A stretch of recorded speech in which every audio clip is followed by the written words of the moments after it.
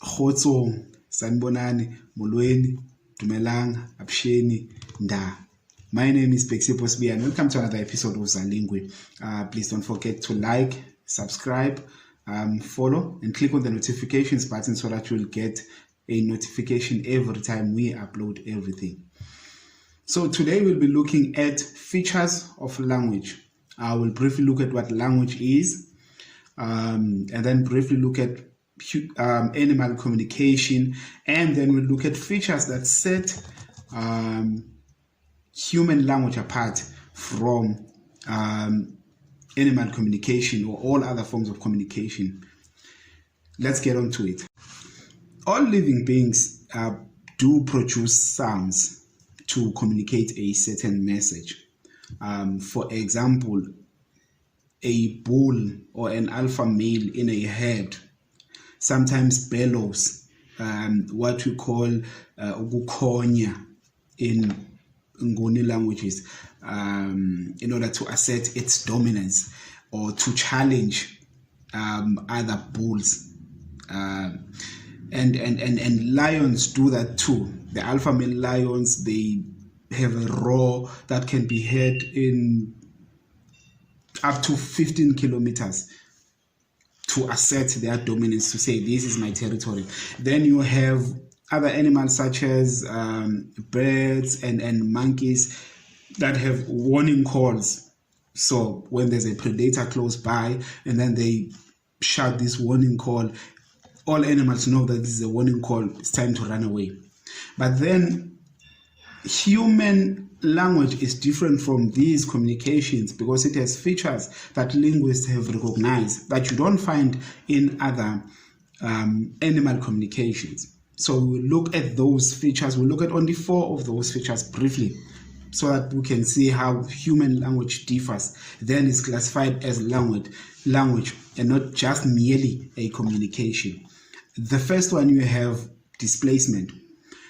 Displacement is the ability to refer to something that is not happening right here and not happening right now. So for example, we can refer to events that have taken place. We can refer to things that are still about to take place or things that are happening right now but not here where I am. I can talk about an event that happened in another country, in another province, or in another area. I can talk about the weather forecast, for example, to say in the future it's going to rain, it's going to be sunny or whatever. I can talk about historical events such as the Anglo-Boer War, the Anglo-Zulu War. I can talk about apartheid and everything. All of that, it's because of the ability of language to refer to something that's not here and not now. And also displacement refers to the ability to talk about not only about the things that we can see and touch, such as trees, houses, animals, and all of that, but things that are abstract, ideas such as religion, Christianity, Islam, Ubuntu, inhlonipho, and all of those ideas. You cannot find that in animal communication, but you can find it, displacement, in human communication. The second feature is arbitrariness. To say arbitrariness means there really is no relation between the sound I'm making and the object that I'm referring to.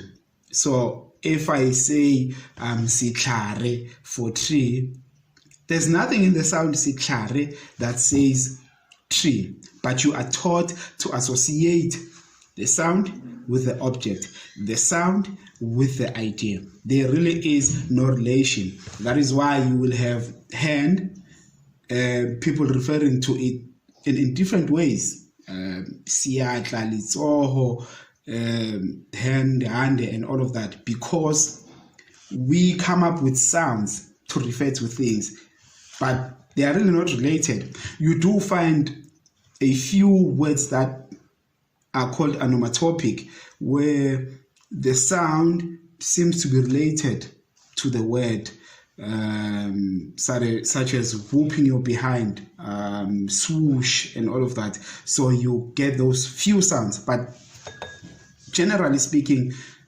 there's no relation between the sound and what the sound refers to. We create that relation in our mind. You don't find that in animal communication. The third feature is creativity.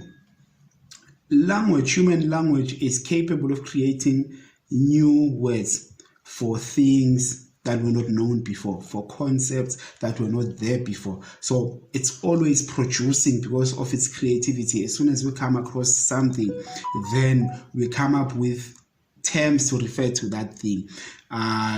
Also, the way we combine our sentences, it's in a way infinite.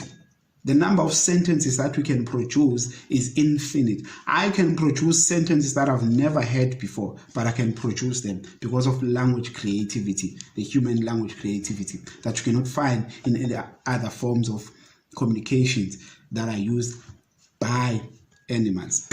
And the last one is discreteness. Language, we say it's discrete. First, we have distinct sounds that can occur independently, that can then be brought together to create words and phrases and all different sorts of sounds that have their own meaning. The way you can combine them is limitless. These sounds, you can say these are the human sounds that we have, but then how you combine them, then we say its language is discrete because you have these sounds that you can identify as being discrete and independent and distinct, but that you can use to create words, sentences, phrases, and all sorts of things that make meaning to us as humans. So these four features are some of the features. There are other features, of course, but I'm just focusing on these that I think are important. Displacement, ability to talk about something that's not here, not now, something that you can touch and cannot touch.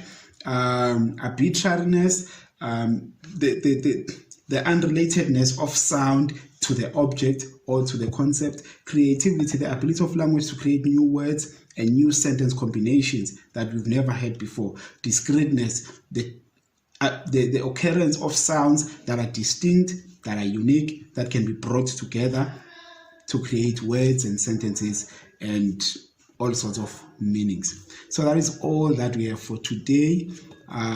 Please comment, feedback, questions, and what you'd like me to cover in the future. Khotso.